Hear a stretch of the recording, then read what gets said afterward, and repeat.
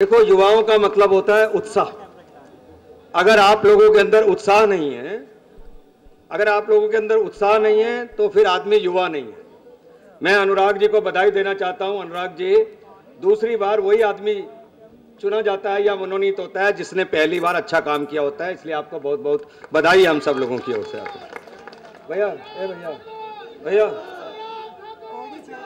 भैया मेरे 3 मिनट हैं सिर्फ, उसमें मुझे बात समाप्त करनी है, इसलिए नारेबाजी मत करना। मैं 2-3 बातें कहूंगा। मैं खुद युवा मोर्चा से निकला हूं।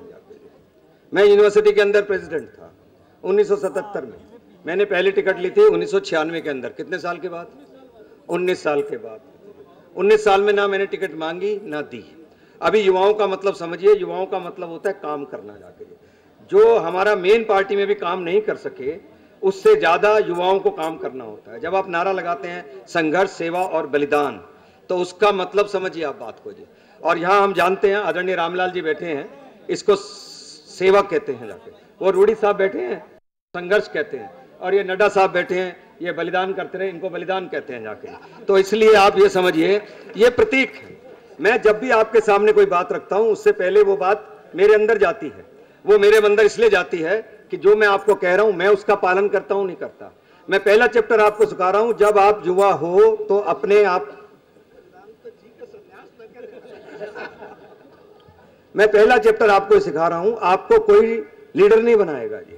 आपको लीडर बनाने के लिए सारे गुण आपको अपने अंदर विकसित करने पड़ेंगे। इसलिए केवल जिंदाबाद मुर्दाबाद करके मत रह जाइए। जाके चीजों को सीखिए, पढ़िए, समझिए, अखबार पढ़िए और उनका मतलब देखिए, और उसके बाद प्रैक्टिस करिए। आप में से हर एक आदमी को भाषण करना आना चाहिए जी।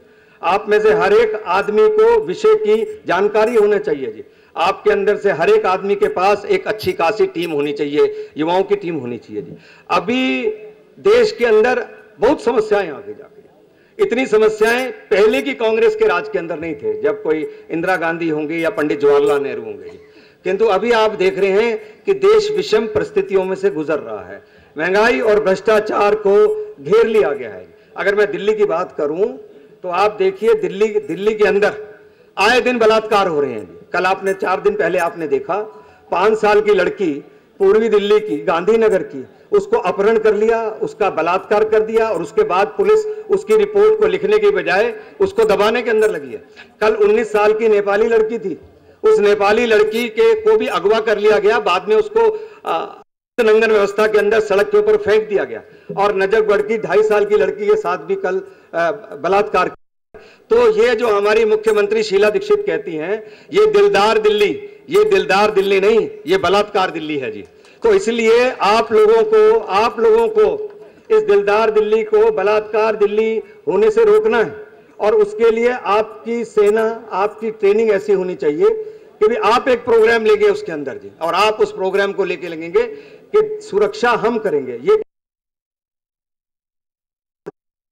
बंद करा ली, हम इमरजेंसी के अंदर जेल में थे, और ये उत्साह, ये संगठन हमारे से पहले वालों ने दिया था हमको जी।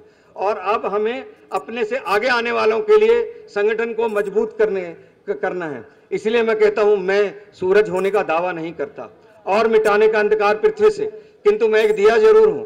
तम से युद्ध करना एकमात्र मेरा लक्ष्य है।